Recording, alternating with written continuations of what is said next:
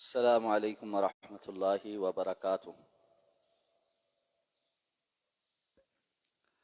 بسم اللہ الرحمن الرحیم۔ اللہم صلی علی محمد وعلی آل محمد کما صلیت علی ابراہیم وعلی آل ابراہیم انک حمید مجید۔ اللہم بارک علی محمد وعلی آل محمد کما بارکت علی ابراہیم وعلی آل ابراہیم انک حمید مجید۔ عن ابی ہریرۃ رضی اللہ تعالی عنہ قال قال رسول اللہ صلی اللہ علیہ وسلم طہور اناء احدکم اذا ولغ فیہ الکلب ان یغسلہ 7 مرات اولاہن بالتراب، اخرجہ مسلم۔ عن ابی قتادۃ رضی اللہ تعالی عنہ ان رسول اللہ صلی اللہ علیہ وسلم قال فی الہرہ انہا لیست بنجس انما ہی من الطوافین علیکم، اخرجہ الاربعہ وصححہ الترمذی۔ حضرت ابو ہریرہ رضی اللہ تعالیٰ عنہ بیان فرماتے ہیں کہ رسول اللہ صلی اللہ علیہ وسلم نے ارشاد فرمایا، تم میں سے کوئی شخص اپنے پینے کے برتن کو اس طرح سے پاک کرے کہ جب اس میں کتا پانی پی لے یا اپنا منہ مار دے کہ اس کو 7 مرتبہ دھوئے، اور اس میں پہلی مرتبہ اس کو مٹی سے دھوئے۔ یہ حدیث مبارکہ صحیح مسلم کی ہے۔ حضرت ابو قتادہ رضی اللہ تعالیٰ عنہ فرماتے ہیں کہ رسول اللہ صلی اللہ علیہ وسلم نے بلی کے متعلق ارشاد فرمایا کہ انہا لیست بنجس، وہ پلید نہیں ہے، انما ہی من الطوافین علیکم، بلکہ بلیاں تو گھروں کے اندر کثرت کے ساتھ آتی جاتی ہیں۔ یہ حدیث مبارکہ جامع ترمذی کی اور مسند احمد کی ہے، اور اسے امام ترمذی نے صحیح کہا۔ پانی سے متعلق احکام و مسائل اس باب میں ذکر ہو رہے ہیں۔ تو ایسا برتن یا پیالہ یا کوئی بھی ایسی چیز جس میں پانی رکھا گیا ہو اور اس میں کتا آ کر اپنی پیاس بجھا لے یا منہ مارے، تو ایسے میں اس کے پاک کرنے کا طریقہ کار کیا ہوگا؟ دوسری حدیث مبارکہ اس کے اندر الفاظ یہ بھی اضافی ہیں کہ آپ نے فرمایا کہ پہلے تو اس پانی کو گرا دو، اور معلوم ہے کہ یہ وہ پانی ہے جو کسی برتن میں پڑا ہوا ہے۔ بہنے والا پانی جو کسی نالے کا ہے یا ندی کا ہے یا چشمے کا ہے، اس کے لیے یہ حکم نہیں ہے۔ جو تھوڑا پانی ہے جو کسی برتن میں ہے، اس کے لیے یہ حکم کہ اس میں اگر کتا آ کر پانی پی لے یا اپنا منہ مارے تو وہ پانی پلید ہو جاتا ہے، اس لیے کہ کتا پلید جانوروں میں سے۔ تو ایسے میں اگر وہ اس کے اندر منہ مارے گا تو وہ پانی پلید ہو جائے گا، اس کا استعمال کرنا جائز نہیں، نہ ہی اس کو پینے کے لیے کھانے کے لیے استعمال کیا جا سکتا ہے، اور نہ ہی اس کو طہارت حاصل کرنے یعنی وضو اور غسل کے لیے یا کپڑے وغیرہ دھونے کے لیے استعمال کیا جا سکتا ہے۔ تو آپ صلی اللہ علیہ وسلم نے حکم دیا کہ اس کو 7 مرتبہ دھویا جائے۔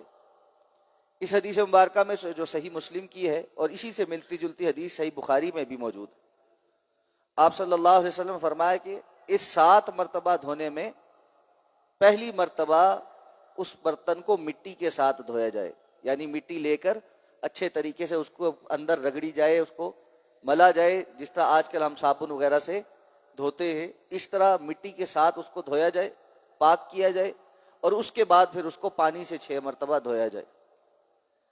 جامع ترمذی کے الفاظ اس یہ ہیں کہ پہلی مرتبہ یا آخری مرتبہ، یعنی اس میں یہ بھی اجازت ہے کہ پہلی مرتبہ مٹی سے دھویا جائے یا آخری مرتبہ پہلے 6 مرتبہ پانی سے دھو لیا جائے اور پھر 7ویں مرتبہ مٹی سے دھویا جائے۔ لیکن چونکہ سند کے اعتبار سے زیادہ قوی حدیث مسلم کی ہے، اس لیے پہلی مرتبہ مٹی سے دھونا یہ زیادہ انسب ہے، باقی آخر میں بھی دھونا جائز ہے، واللہ اعلم بالصواب۔ ایک اور بات جو اس حدیث مبارکہ سے پتہ چلتی ہے کہ کیا اگر کوئی مٹی کے بجائے فی زمانہ صابن وغیرہ یا اس طرح کے کسی کیمیکل سے دھوئے جس سے زیادہ اچھی صفائی ہو جاتی ہے تو وہ جائز ہوگا؟ تو اس میں علماء کے دو موقف. بعض علماء کا یہ خیال ہے کہ جائز، اور وہ مٹی کے قائم مقام ہو جائے گی. مٹی سے در حقیقت دھونا اسی لیے تھا کہ تاکہ اس کی اچھے طریقے سے صفائی ہو جائے. معلوم ہے مٹی بھی بہت سارے جراثیم کو مارتی ہے. اور دیگر علماء کا یہ خیال ہے کہ نہیں، اس معاملے میں اس قسم کا قیاس کرنا یہ درست نہیں. جب حدیث کے اندر مٹی کے الفاظ آ گئے ہیں تو اس کو مٹی سے ہی دھونا چاہیے، اور وہ مٹی سے دھونے سے ہی پاک ہوگی. اس کو کسی اور چیز سے یا صابن یا شیمپو سے دھونا وہ پاکیزگی حاصل نہیں کر پائے گا جو اللہ کے رسول نے بیان کی ہے. اور زیادہ صحیح بات یہی معلوم ہوتی، اس لیے کہ جہاں پر کسی ایسی چیز کا تذکرہ ہے جو آسانی سے میسر بھی ہے اور اس میں تکلف بھی کوئی نہیں ہے، وہاں پر بلا وجہ قیاس بھی نہیں کرنا چاہیے کہ آپ صلی اللہ علیہ وسلم نے اس لیے یہ کہا کہ جراثیم مر جائیں گے، ایسے ہو جائے گا. یقیناً اللہ کے رسول صلی اللہ علیہ وسلم نے اس کی پلیدگی دور کرنے کے لیے ہی اس کو اتنی مرتبہ دھونے کا حکم دیا ہے. لیکن جس طرح سے دیا ہے، جب ویسا کرنا ممکن ہے تو کسی اور ذریعے کو استعمال کرنا یہ زیادہ انسب نہیں ہے. تو ہم یہ تو نہیں کہیں گے کہ جائز نہیں ہے، درست نہیں ہوگا. ظاہر بات ہے دوسری طرف بھی علماء کی رائے ہے، لیکن زیادہ بہتر یہی ہے جو حدیث کے الفاظ ہیں اس کے مطابق ہی اس کو جو ہے وہ دھویا جائے اور پاک کیا جائے. ایک اور مسئلہ جو اس کے ذیل میں علماء نے بیان کیا ہے کہ یہی معاملہ انسان کے کپڑوں کے ساتھ بھی ہے. اگر کوئی کتا آ کر اس کے کپڑے کے ساتھ اپنی زبان پھیرے تو اس کپڑے کو بھی اسی طرح دھونا ہوگا. اس کی طہارت کا بھی طریقہ یہی ہے. اس کا عام کپڑے کو جس طرح نجاست لگ جائے تو ہم وہاں سے پکڑ کے صرف دھو لیتے ہیں، اس طرح سے کام نہیں چلے گا، بلکہ اس کپڑے کو بھی ایک مرتبہ مٹی سے اور اس کے بعد پھر 6 مرتبہ پانی سے دھونا پڑے گا، تب جا کے وہ پاک ہوگا، وگرنہ وہ پاک نہیں ہے. کیونکہ یہ کتے کے حوالے سے اللہ کے رسول صلی اللہ علیہ وسلم کی نص صریح ہے اور اس پر اسی طرح عمل کرنا پڑے گا. تو وہ لوگ جنہوں نے کتے پال رکھے ہیں اور وہ اس معاملے میں احتیاط نہیں کرتے، اور وہ کتے آ کر کبھی ان کے ہاتھ چاٹ رہے ہیں، کبھی لباس چاٹ رہے ہیں، کبھی کچھ کر رہے ہیں، کبھی برتنوں میں منہ مار رہے ہیں، تو یہ ساری چیزیں نجس ہو جاتی. اس لیے اس طرح طہارت اور پاکیزگی باقی نہیں رہتی. یہی وجہ ہے اللہ کے رسول صلی اللہ علیہ وسلم نے شکار یا حفاظت کی غرض کے علاوہ شوقیہ کتا پالنے کو حرام قرار دیا ہے. اور آپ نے فرمایا جو بندہ شوقیہ کتا پالتا ہے روزانہ کی بنیاد پر اس کے اجر و ثواب میں سے 1 قیرات اجر کم ہو جاتا ہے. 1 قیرات اجر احد پہاڑ کے جتنا ہے. اتنی نیکیاں اس کی روزانہ صرف کتا پالنے سے کم ہو جاتی ہیں. اور فی زمانہ ایک عجیب مسئلہ ہے کہ لوگ جو ہے ان کے پاس خیر کے کام کرنے کا ٹائم نہیں ہے، کتے کی ملازمت کا ٹائم ہے. آپ شام کو نکلیں، کتنے سارے لوگ ہیں، آپ ان کو کہیں جی کوئی اور کام کرو تو وہ کہتے جی ہمارے پاس ٹائم ہی نہیں، بڑی مصروفیت ہے. خیر کے کسی کام میں آ جاؤ، اللہ کے رسول کی کوئی بات سنو، معاشرے میں پڑوس میں کوئی خیر کا کام ہے وہ کر لو، فلاں چیز اچھی چیز میں پارٹیسپیٹ کر لو، او جی بس مصروفیت بڑی، ٹائم نہیں. لیکن یہ کتے کا نوکر جو ہے یہ شام کو اس کو ٹہلانے کے لیے باہر بھی نکلتا ہے، اس کے بول و براز کی ذمہ داری بھی اس کے ذمہ ہے، اس کے کھانے پینے کی ذمہ داری بھی اس کے ذمہ ہے. اور کتنے لوگ تو ایسے ہیں جنہوں نے اولاد پر اتنا خرچ نہیں کیا جتنا کتوں پر خرچ کیا ہے. والعیاذ باللہ. انسان کو اللہ نے جو صلاحیتیں دی ہوں وہ اچھے کام پہ لگنی چاہیے. مسلمان اور مومن کا کام یہ نہیں ہے کہ وہ کتے ٹہلاتا رہے. مسلمان اور مومن کا کام یہ نہیں ہے کہ وہ اپنے مال کو کتوں کو کھلا کھلا کے جو ہے وہ ضائع کر دے. حتیٰ کہ انسانوں میں بھی اللہ کے رسول نے تو حکم یہ دیا لا یأکل طعامک الا تقی، تمہارا کھانا متقی کے علاوہ کوئی نہ کھائے. یعنی اگر کوئی آپ کے پاس آپشن ہے کہ آپ خرچ کریں، ایک بندہ متقی ہے اور ایک بندہ اللہ رب العزت کا نافرمان ہے، تو کوشش کریں کہ متقی بندے پر خرچ کریں، اللہ کے نیک بندے پر خرچ کریں.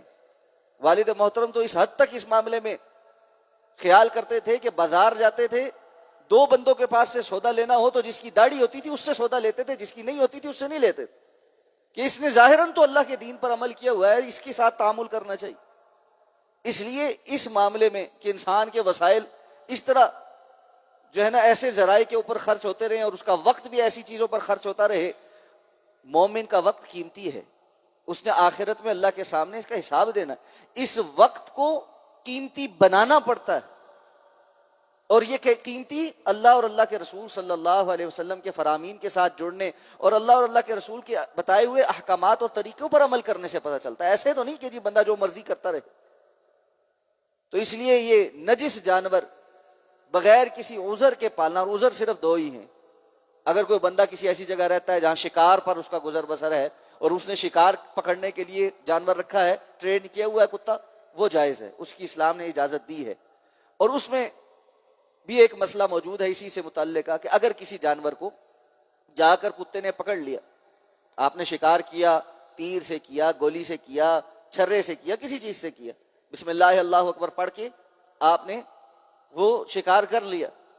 اب وہ جانور جا کر وہ آپ کا ٹرینڈ کتا اٹھا کر لاتا ہے، یا اس کو شروع میں پکڑنے کے لیے دبوچتا ہے اور آپ پھر جا کر اس کو ذبح کرتے ہیں. تو جہاں سے اس نے پکڑا ہے اگر کتے نے اپنے دانت اس کے اندر گاڑ دیے ہیں تو کیا حکم ہے؟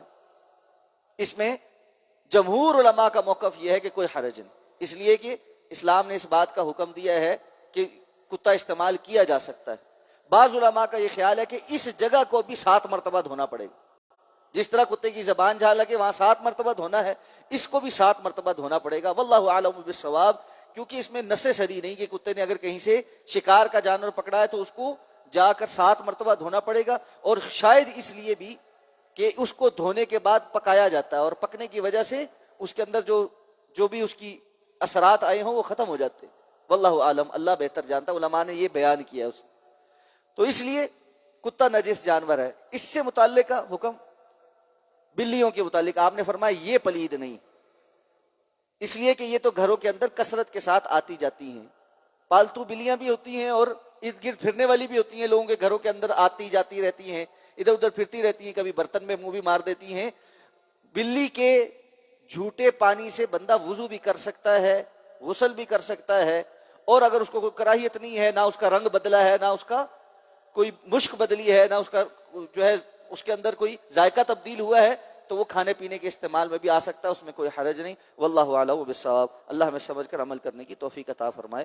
سبحانک اللہم و بحمدک، نشہد ان لا الہ الا انت، نستغفرک و نتوب الیک.